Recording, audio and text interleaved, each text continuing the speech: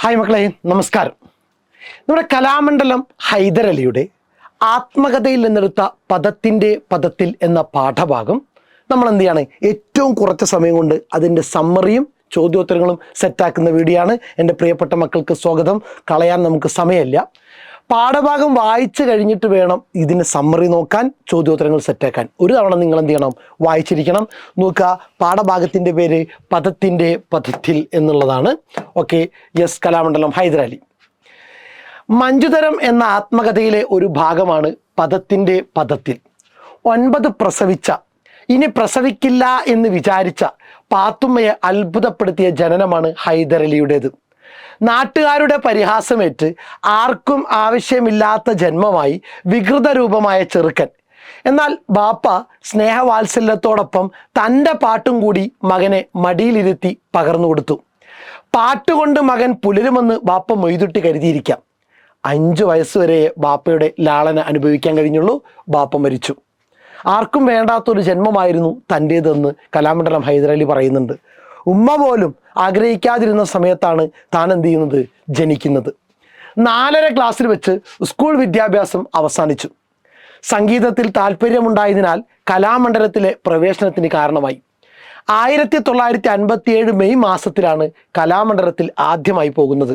Interview നടത്തിയവർ മഹാകവി വള്ളത്തോൾ, മുകുന്ദരാജ, കലാമണ്ഡലം നീലകണ്ഠൻ നമ്പീശൻ, കിള്ളിമംഗലം വസുദേവൻ നമ്പൂതിരിപ്പാട് എന്നിവരായിരുന്നു.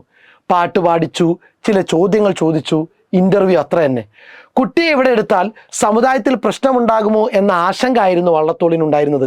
എതിർപ്പുണ്ടാവില്ല എന്ന് ഹൈദറിൻ്റെ ജ്യേഷ്ഠൻ അറിയിച്ചു. കലാമണ്ഡലത്തിൽ തിരഞ്ഞെടുത്തു കഴിഞ്ഞപ്പോൾ ചില പ്രശ്നങ്ങളുണ്ടായി. 2000 ഉറുപ്പികയുടെ ആൾജാമ്യം വേണം, അടുത്ത ബുദ്ധിമുട്ട്. പലരും ഒഴിഞ്ഞു മാറി. എന്നാൽ സംഗീതത്തോടും ഹൈദറിനോടും താല്പര്യമുണ്ടായിരുന്ന CP ആൻ്റണി ജാമ്യം നിന്ന് ആ പ്രശ്നം പരിഹരിച്ചു കൊടുത്തു. ഈ കാരണങ്ങളെ കൊണ്ടൊക്കെ കുറച്ച് വൈകിയാണ് കലാമണ്ഡലത്തിൽ ഹൈദർ എത്തിച്ചേർന്നത്. 8 വർഷത്തെ പഠിപ്പാണ് വേണ്ടതെന്ന് മനസ്സിലാക്കി അക്കൊല്ലം 4 പേരെയാണ് കഥകളി സംഗീതം പഠിക്കാൻ തിരഞ്ഞെടുത്തത്. ശങ്കരൻ എമ്പ്രാന്തിരി, മാടമ്പി സുബ്രഹ്മണ്യൻ നമ്പൂതിരി, തിരൂർ നാരായണൻ നമ്പീശൻ, പിന്നെ ഹൈദറും.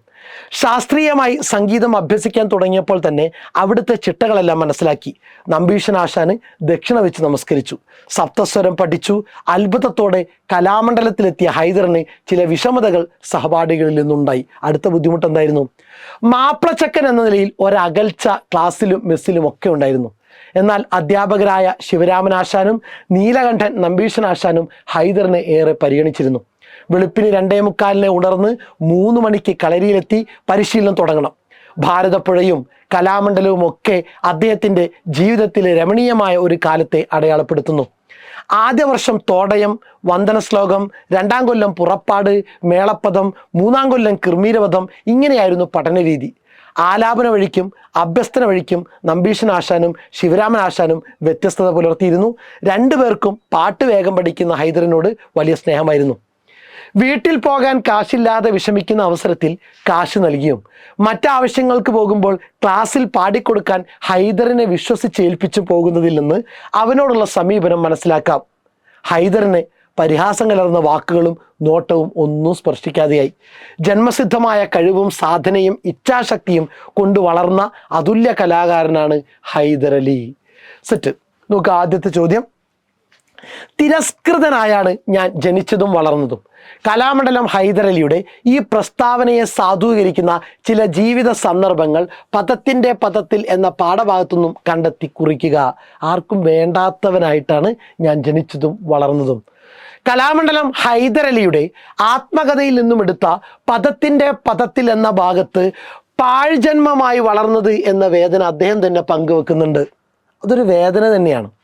9 പ്രസവിച്ച, ഇനി പ്രസവിക്കില്ല എന്ന് കരുതിയ ഉമ്മയെപ്പോലും അത്ഭുതപ്പെടുത്തിയ, നാണക്കേടുണ്ടാക്കിയ ജനനമായിരുന്നു തൻ്റേത്.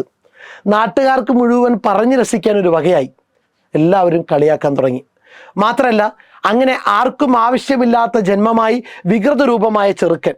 കലാമണ്ഡലത്തിലെ പഠനകാലത്തും ഇതേ അനുഭവങ്ങളുണ്ടായി. പഠന സമയത്ത് അവനെ തൊടാതെ മാറിയിരുന്നു മറ്റു കുട്ടികൾ. മാപ്പിളച്ചക്കനായതാണ് ഈ ഐത്യത്തിന് കാരണം എന്നവൻ മനസ്സിലാക്കി. ക്ലാസ്സിലും മെസ്സിലുമെല്ലാം അകലം പാലിച്ചു സഹപാഠികൾ. ഇത്തരം ജീവിത സന്ദർഭങ്ങളിലൂടെ ഹൈദർ അലി തിരസ്കൃതനായാണ് ജനിച്ചതും വളർന്നതുമെന്ന് മനസ്സിലാക്കാം. പോയിന്റ് സെറ്റാക്കി വെച്ചോളുക. സംഗീതത്തെക്കുറിച്ചും എന്നെക്കുറിച്ചും പറയേണ്ടി വരുമ്പോഴൊക്കെ ഞാൻ എൻ്റെ വാപ്പയുടെ ഈണം കേൾക്കുന്നു. കലാമണ്ഡലം ഹൈദരലിയുടെ ഈ വാക്യത്തിൽ തെളിയുന്ന മനോഭാവം വിശദീകരിക്കുക. കലാമണ്ഡലം ഹൈദരലിയുടെ ആത്മകഥാഭാഗമായ പദത്തിൻ്റെ പദത്തിൽ കഷ്ടപ്പാടുകൾ നിറഞ്ഞ അദ്ദേഹത്തിൻ്റെ ബാല്യകാലാനുഭവങ്ങൾ നമുക്ക് കാണാം. ഒന്ന്, ഉമ്മക്ക് നാണക്കേടുണ്ടാക്കിയ ജനനം, എല്ലാവരുടെയും പരിഹാസപാത്രമായി എല്ലാവരാലും നേരിട്ട അവഗണന. ആകെ ഉണ്ടായിരുന്നത് ബാപ്പയുടെ ബാല്യവും സ്നേഹവുമാണ് കുട്ടിക്കാല അനുഭവത്തിന് തിളക്കം കൂട്ടിയത്. മക്കളെ പടച്ചോൻ തരണതല്ലേ എന്ന ദൈവകൃപയിൽ വിശ്വസിച്ച ബാപ്പ ഹൈദറിനെ ഏറെ കരുതലോടെ ചേർത്ത് നിർത്തി. പാട്ടുകൊണ്ട് ജീവിക്കുമെന്ന വിചാരത്താലാവാം മകനെ മടിയിലിരുത്തി പാട്ടുപാടി ലാളിച്ചു. ഹൈദറിന് 5 വയസ്സായപ്പോൾ അതും അവസാനിച്ചു, ബാപ്പ മരിച്ചു. ബാപ്പയുടെ മകനോടുള്ള ഇത്തരം കരുതലാണ് സംഗീതത്തെക്കുറിച്ചും തന്നെക്കുറിച്ചും പറയേണ്ടി വരുമ്പോൾ ഏറെ സ്നേഹിച്ച, വാത്സല്യം പകർന്ന, ഒപ്പം പാട്ടിൻ്റെ ലോകത്തേക്ക് കൂട്ടിക്കൊണ്ടുവന്ന ബാപ്പയുടെ ഈണം കേൾക്കുന്നു എന്ന തോന്നലിന് കാരണം. ഞാൻ ഇരുന്നതിന് തൊട്ടല്ല മറ്റുള്ളവർ ഇരുന്നിരുന്നത്. അല്പം നീങ്ങിയുള്ള ആ ഇരിപ്പ് എന്തുകൊണ്ടാണെന്ന് എനിക്ക് മനസ്സിലായി. അല്ലേ? ഒരു ഐത്തം, തൊട്ടുകൂടായ്മ. മാപ്പിളച്ചക്കനായതുകൊണ്ട് പ്രതിബന്ധങ്ങളെ മറികടക്കാൻ ദൃഢനിശ്ചയത്തിന് കഴിയും എന്നതിന് തെളിവാണോ കലാമണ്ഡലം ഹൈദരലിയുടെ ജീവിതം? വിശകലനക്കുറിപ്പ് തയ്യാറാക്കുക. സെറ്റാണല്ലോ. മനുഷ്യനിർമ്മിത അതിർവരമ്പുകളെ കല മായ്ച്ചു കളയുന്നു എന്നതിന് തെളിവാണ് കലാമണ്ഡലം ഹൈദരലിയുടെ ജീവിതം. മനുഷ്യനായിട്ട് നിർമ്മിച്ച ജാതിയുടെയും മതത്തിൻ്റെയും വർഗത്തിൻ്റെയും വർണ്ണത്തിൻ്റെയും ദേശത്തിൻ്റെയും അതിർവരമ്പുകളെ മുഴുവൻ കല മായ്ച്ചു കളയും.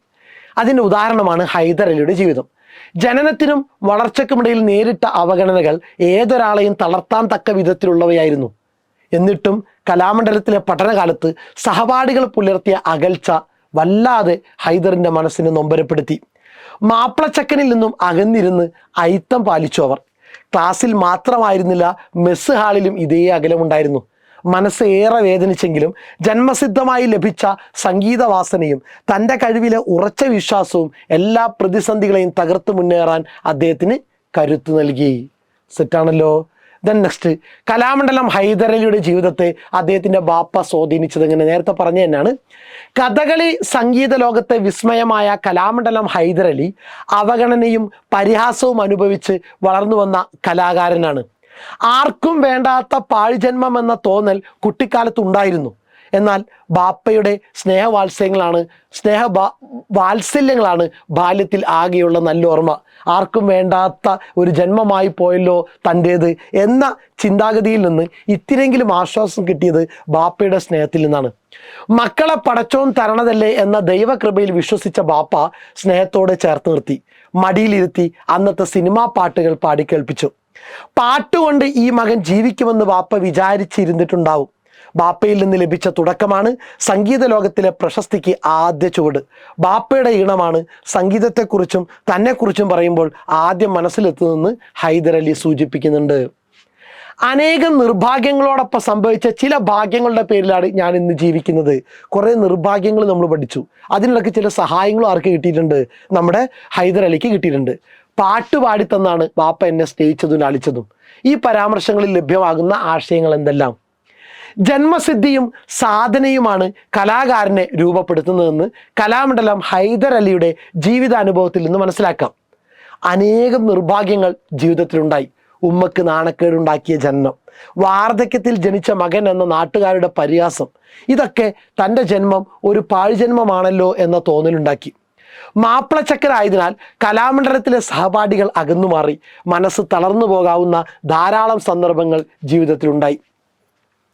പാട്ടിൻ്റെ ലോകത്തിലേക്ക് കൂട്ടിക്കൊണ്ടുപോയ, പാട്ടുകൊണ്ട് കുട്ടി ജീവിക്കുമെന്ന് കരുതിയ ബാപ്പ ഹൈദറിൻ്റെ സംഗീത ലോകത്തെ ആദ്യ ഗുരുവായിരുന്നു.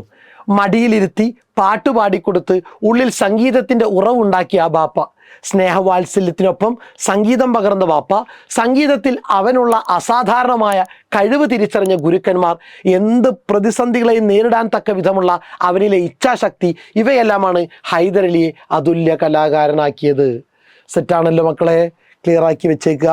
അപ്പം നിർഭാഗ്യങ്ങൾ എന്തായിരുന്നു, ഭാഗ്യങ്ങൾ എന്തായിരുന്നു അറിയാം. പാഠഭാഗം വായിക്കുക, ചോദ്യോത്തരം 2 തവണ കേൾക്കുക. സെറ്റ്. Okay, thank you.